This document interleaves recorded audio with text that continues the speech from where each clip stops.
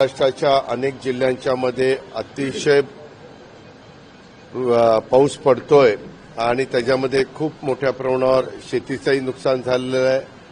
बऱ्याचशा ठिकाणी घरांचं नुकसान झालेलं आहे आणि बऱ्याचशा ठिकाणी आम्हाला एअरलिफ्टिंग करावं लागलं. मला रात्रीच फोन आलेले होते उस्मानाबाद जिल्ह्यातनं आणि माझ्या बीड जिल्ह्यातून. तिथं आम्ही ताबडतोब सकाळ उजाडल्यानंतर हेलिकॉप्टर पाठवण्याचा प्रयत्न केला, परंतु नाशिकमधनं असा मेसेज आला की आमच्या इथलंही हवामान लगेच हेलिकॉप्टर उडू शकत नाही, परंतु जरा हवामान थोडं जरी क्लिअर झालं की आम्ही लगेच टेक ऑफ करतो आणि तिथं जाऊन जे आपले लोक अडकलेले आहेत ह्या सगळ्या पूरजन्य परिस्थितीमुळं त्यांना आम्ही सुरक्षित ठिकाणी नेतो. बाकीचा एनडीआरएफ एसडीआरएफच्या तर सगळे टीम तिथं पोहोचलेलीच होती. काहींना बोटीनं पण काढण्याचं काम चालू होतं. काही काही ठिकाणी एवढं पाणी आलं की लोकांची जी घरं होती ती पहिल्या स्लॅबवर जाऊन त्यांना उभं राहावं लागलं आणि खूप घाबरून गेली होती, कारण रात्रीपासूनच फोनाफोनी सुरू झालेली होती. पण हेलिकॉप्टर पण पोहोचलेल्या निरोप आला आणि त्यांना सुरक्षित स्थळी हे हलवण्यात आलेलं आहे. विशेषतः धारावी जिल्ह्यातल्या परांडा वगैरे त्या परिसरातल्या लोकांना. आणि सगळीकडेच आमचे कलेक्टर, एसपी, सीओ असे लक्ष ठेवून आहोत.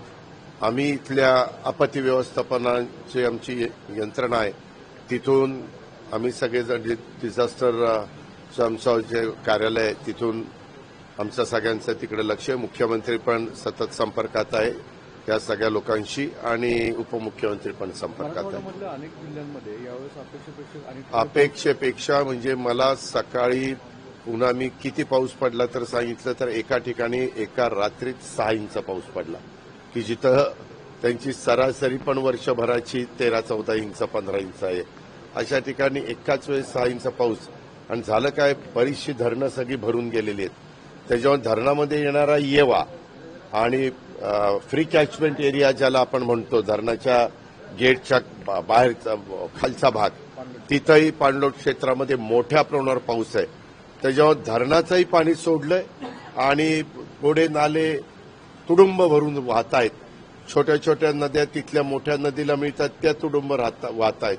त्याच्यावर ते पाणी मावूच शकलं नाही आणि पाण्याने बाहेरचा रस्ता पकडला आणि त्याच्यातून नदीकाठच्या गावांना आणि नदीकाठी राहत असणाऱ्या नागरिकांना, तिथं असणारी मंदिरं आणि सगळ्याच त्यांची दुकानं वगैरे ह्याला खूप मोठं नुकसान झालेलं आहे. पण पहिल्यांदा सगळ्या आमच्या नागरिकांना सुरक्षित स्थळी हलवण्याचं प्राधान्य दिलेलं आहे. त्यांना जेवण, त्यांना जे काही नाश्ता, चहा पाणी हे कसं त्यांच्यापर्यंत पोहोचेल याला आम्ही सगळ्यांनी अग्रक्रम दिलेला आहे. हो, पंतप्रधान महोदयांनी अतिशय चांगला निर्णय घेतला, कारण त्याच्यामध्ये एक झालेलं आहे.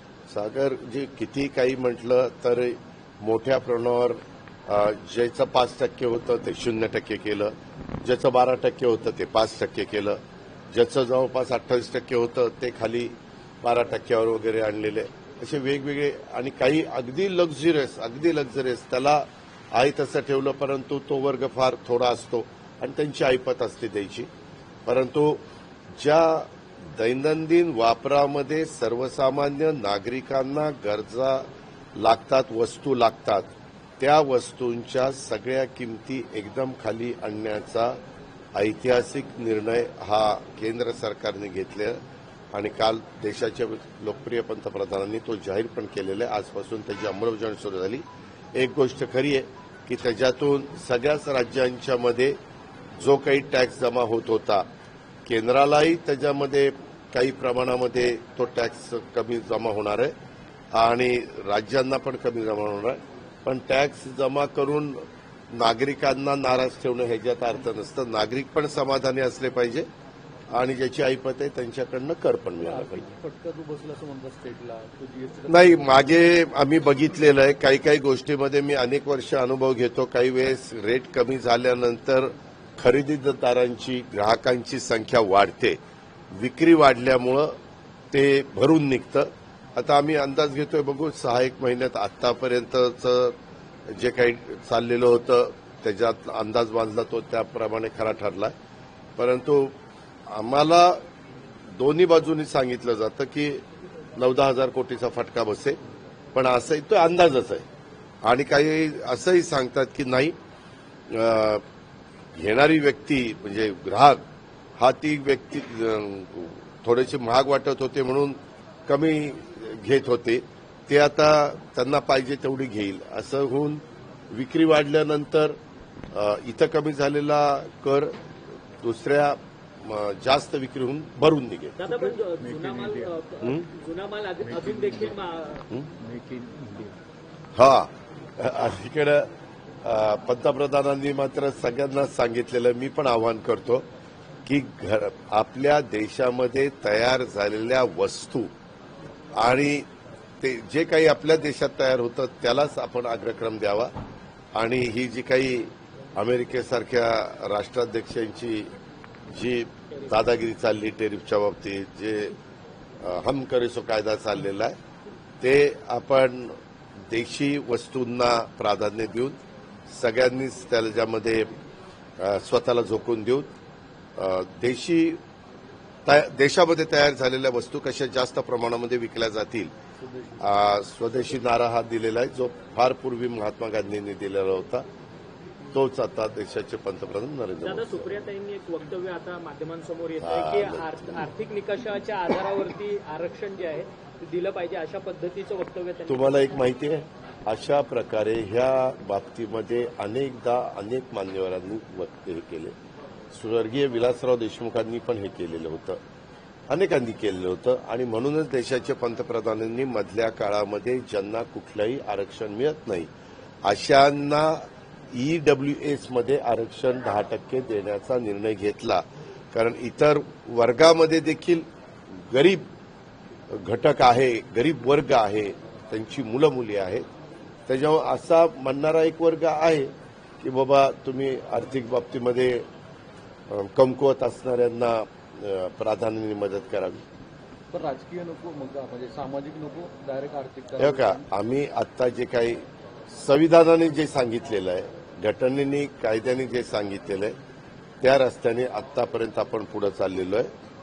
जोपर्यंत वंचित वर्ग किंवा पिछडा वर्ग हा इतरांच्या बरोबरीनं येत नाही तोपर्यंत आरक्षण हे चालू राहावं असं म्हणणारा आणि तशा पद्धतीनं पुढे जाणारा अनेक जण आहेत. दादा, तुम्ही महाराष्ट्र ऑलिम्पिक असोसिएशनचे अध्यक्ष आहात. तुमच्या ऑलिम्पिक असोसिएशनमध्ये मोठा भ्रष्टाचार झालाय अशी तक्रार घेऊन भाजप क्रीडा आघाडी पुणे आर्थिक गुन्हे शाखेकडे गेलेली आहे. जर भ्रष्टाचार झालेला असेल तर त्याची चौकशी केली पाहिजे आणि जो ज्यांनी भ्रष्टाचार केला त्याच्यावर कारवाई झाली पाहिजे.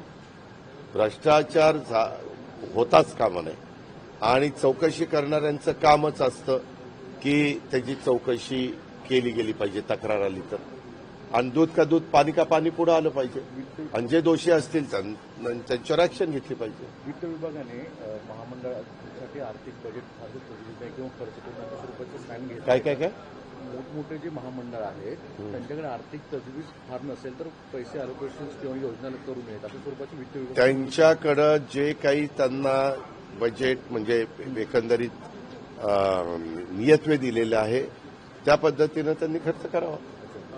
धनंजय मुंडे यांच्याकडनं तटकरेंना विनंती केली गेली आहे की मला काम द्यावं, काहीतरी जबाबदारी द्यावी. त्यांच्या विनंतीचा मान केला जाईल, सूचनांचं पालन केलं जाईल. धन्यवाद.